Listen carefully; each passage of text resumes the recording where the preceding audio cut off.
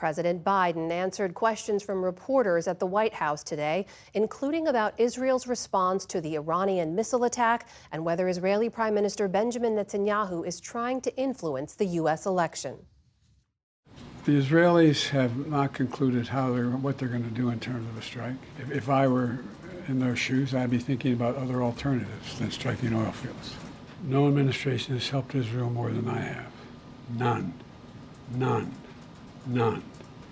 And I think Bibi should remember that. And whether he's trying to influence the election or not, I don't know, but I'm not counting on that. The Israeli bombing campaign and ground invasion of Lebanon continues, with fully 1/4 of the country's population now displaced, most in just the last 2 weeks. Layla Molana Allen reports now from Sidon on Lebanon's southern coast as exhausted and fearful residents continue to seek shelter. Exhausted and traumatized, Lebanon's streets are filled with a sudden wave of homeless and hungry souls. Schools out indefinitely. They're all needed to house the more than 1.2 million already displaced from their homes by the violence. On every available surface, mattresses to sleep on, trees repurposed for laundry. Those unlucky enough to find the shelters full are ending up on the street, in the baking heat and pouring rain. Everything is destroyed back home. It's an all-out war. We fled under constant airstrikes. Khalid and his 5 young kids fled north a few days ago. They've nowhere else to go. Here it's safer, but it's a disaster for the children and women. It's so bad. Look at where they change their clothes. And there are no toilets. Over the past few days, tens of thousands of people have flooded up this coastal highway, escaping the growing list of towns and villages in the south of Lebanon that Israel says it may strike. As that evacuation zone grows, so too does uncertainty over when and if they'll be able to go home. This is what they're running from: air bombardment and shelling across southern Lebanon, and increasingly in and around the capital Beirut too. Lebanese fear soon nowhere will be safe. Last night, residents cowered in terror as Israel's warplanes spread a line of explosive fire through Beirut's southern suburbs, on the hunt for assassinated Hezbollah leader Hassan Nasrallah's presumed successor, Hashem Safieddine. Today in Tehran, a rare appearance by the supreme leader to praise Nasrallah amidst rumors of his burial in secret. All while Iran awaits retaliation for its massive missile strike on Israel this week. Prime Minister Benjamin Netanyahu vows Iran will pay. Lebanese fear they're already paying the price for this regional conflict. As leaders grandstand, everyday lives here fall apart. This restaurant is making daily free meals for thousands of displaced people inside her. 29-year-old Noor has thrown herself into the relief effort.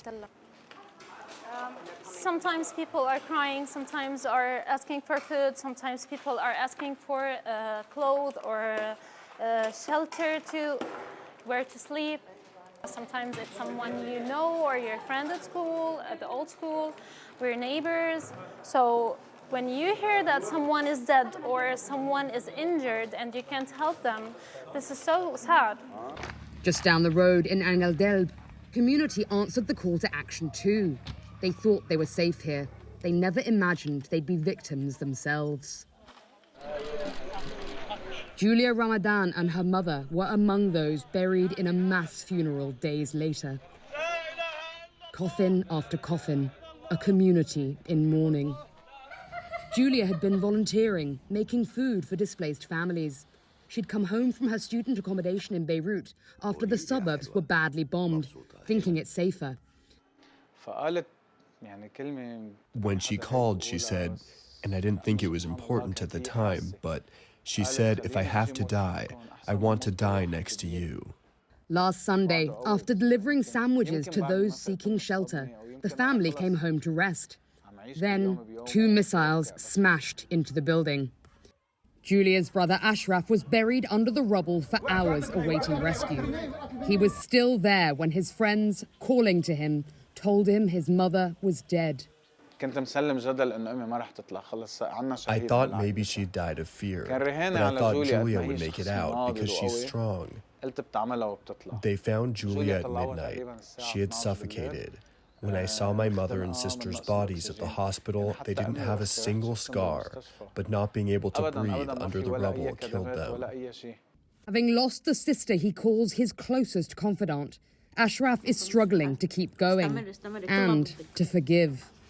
كل المجتمع الغربي بيقول إنه هو صديق للبنان. All you Western وبيدعمهم governments who claim to support Lebanon should stop providing Israel with weapons.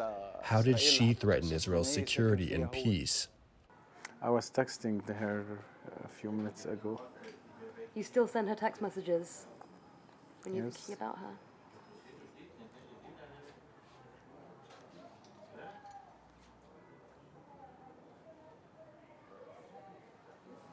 I told her I will come in a little bit. She see how much people are talking about you, how much are you hero.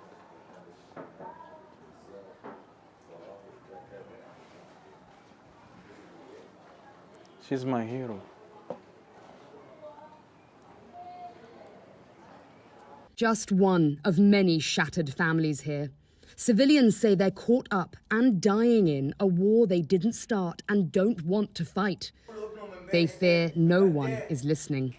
For the PBS NewsHour, I'm Layla Milana Allen, Insider, Lebanon.